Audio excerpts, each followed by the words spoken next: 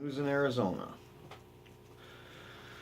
So in Arizona, you have the legalized marijuana, Proposition 205, which would legalize recreational use of marijuana, allow people to grow six plants, set up dispensaries and places that would handle the marijuana business, which would be connected to the alcohol business. And that's why we haven't seen the alcohol lobby rear its ugly head to oppose this ballot measure, which will be on the ballot in November.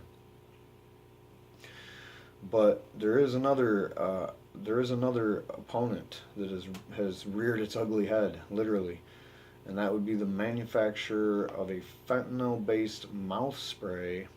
um, you know, Let me see. We'll get to that. But yeah, they're literally, it's Incest Therapeutics, and they literally make a mouth spray that's 50 times more powerful than heroin. Yet they are out there lobbying against recreational marijuana legalization. I'm guessing they're also vehemently opposed to the medical marijuana that's already legal in Arizona. And they're the ones that probably have been making it really difficult to participate in the program or to, get really good medical marijuana or whatever, or what have you. So Arizona is currently gearing up to vote on legalizing recreational cannabis. Ahead of the vote, INSIS contributed $500,000 to the fight against Proposition 205, U.S. News and other outlets reported. Now, this is an Arizona-based pharmaceutical company that recently gave funds to the Arizona for Responsible Drug Policy, which is an anti-legalization campaign I might have talked about a little bit, because I was wondering, where were they? How come they haven't been out there, making commercials and demonizing stoners and all that stuff that goes along with fighting these ballot measures on TV or on billboards or whatever. So we were wondering where they were. Well, now they got this $500,000, and they're going to actively be fighting to defeat the ballot measure. Incest's contributions are particularly unsettling considering the company currently markets only one product, a spray version of fentanyl, a powerful opiate, which I said was about 50 times stronger than a dose of heroin. Fentanyl has become one of the country's most dangerous prescription drugs. It is more potent than traditional addictive opiates, which already claim thousands of lives every year and drive addicts to graduate to heroin use. Fentanyl is also 50 times stronger than heroin and has been linked to a growing number of deaths in the United States, particularly because people cut other street drugs with it. And heroin, when you cut it with fentanyl, has been blamed for a sharp rise in the heroin overdoses in general, as dealers across the country have begun adding it to heroin to make the heroin stronger. So the people behind this menace to society opiate known as fentanyl they're deplorable, A. And B, the company that makes, the only thing they do make is a mouth spray.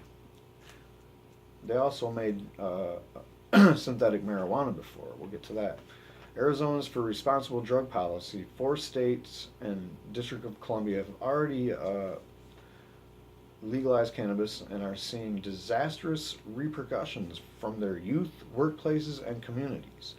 This is their statement that they put out since, the big pharmaceutical company gave them that big payday. And like I said, they really don't have a reason, before they didn't really get off any ads or any negative campaigning against this measure until this just happened recently. So we all know that statement's total bullshit. Again, let me whip through it. The statement said, 4 states and the District of Columbia have already legalized cannabis and are seeing disastrous repercussions from their youth, workplaces, and communities. Now, I don't really watch TV much, but I follow the news, and I haven't read any disastrous results coming out of any of those places for the legalized marijuana. Unless you were, say, like a prison owner or a prison lobbyist, you might have seen a decrease in numbers, or pharmaceutical companies have admitted that the number of prescriptions for pain meds and other prescriptions have gone down in places where medical marijuana are. Let's look at the facts here. Colorado has lower rates of teen cannabis consumption than national average, and studies have shown driving while under the influence of the plant is far less dangerous than alcohol. Study after study after study. The legal drug in Colorado has seen a spike in tourism, business, and tax revenues as a result of legalization. Big time. No one's complaining about all the money coming in. Interestingly, a study by Johns Hopkins University last year found states with medical marijuana had lower rates of overdoses from opiates. Ooh, big surprise. And that's probably another statistic was the alcohol deaths from drinking and driving lowered in states with legalized marijuana. And in spite of Arizona's for responsible drug policies claims they care about the communities, it is completely comfortable taking $500,000 from a company that produces one of the most toxic and addictive drugs on the market. Unsurprisingly, Insys previously sold a synthetic cannabis product and has already gained approval from the FDA to launch a similar one in the near future. These business ventures provide an even deeper understanding of why they oppose legalization. Well, obviously, here's a quote, "We are truly shocked by our opponent's decision to keep a donation from what appears to be one of the more unscrupulous members of Big Pharma, J.P. Holyoake, chairman of the campaign to regulate marijuana like alcohol, said." His statement continued, "Our opponents have made a conscious decision to associate with this company. They are now funding their campaign with profits from the sale of opiates, and maybe even the improper sale of opiates. We hope that every Arizonan understands that Arizonans for Responsible Drug Policy is now a complete misnomer. Their entire campaign is tainted by this money. And anytime an ad airs against Prop 205, the voters should know that it was paid for by a highly suspect Big Pharma actors."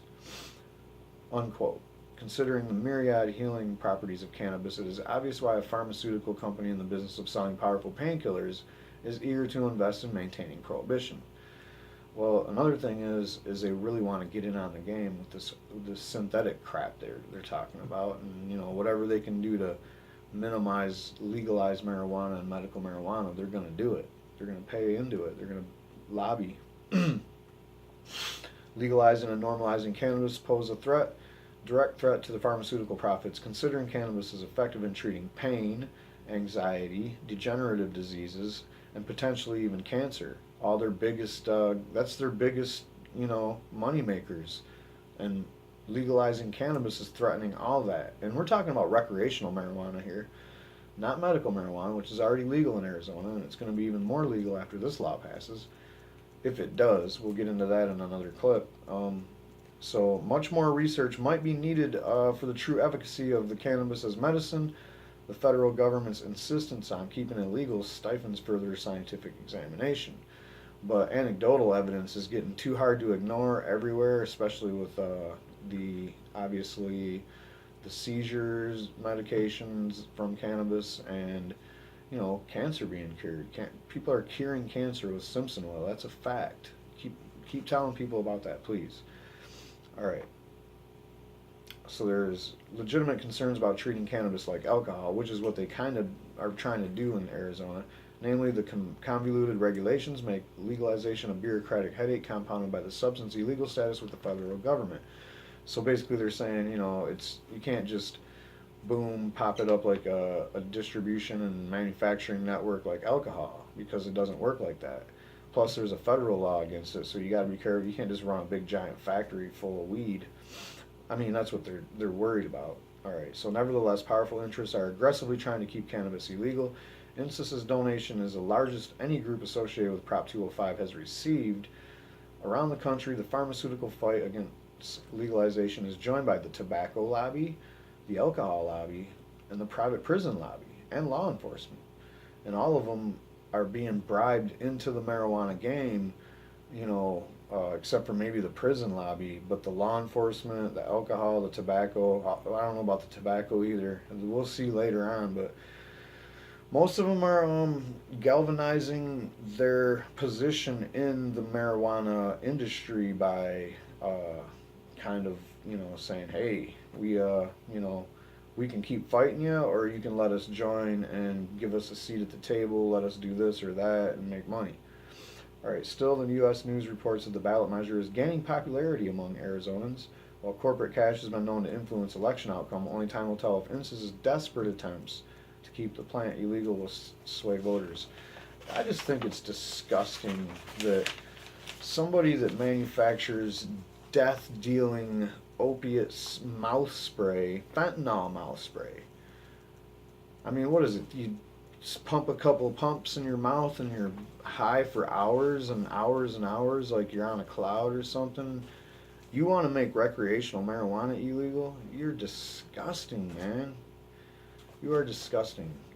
And by the way, we can all coexist too. There's the people that use your bullshit product, that garbage. Those people don't. Those people really don't even care about marijuana. They're not going to throw away their fentanyl garbage for marijuana. They're just going to keep on going down that road until they're on heroin. And it's disgusting that you even exist to give them that first rung on the ladder. So that's just terrible. Keep your money.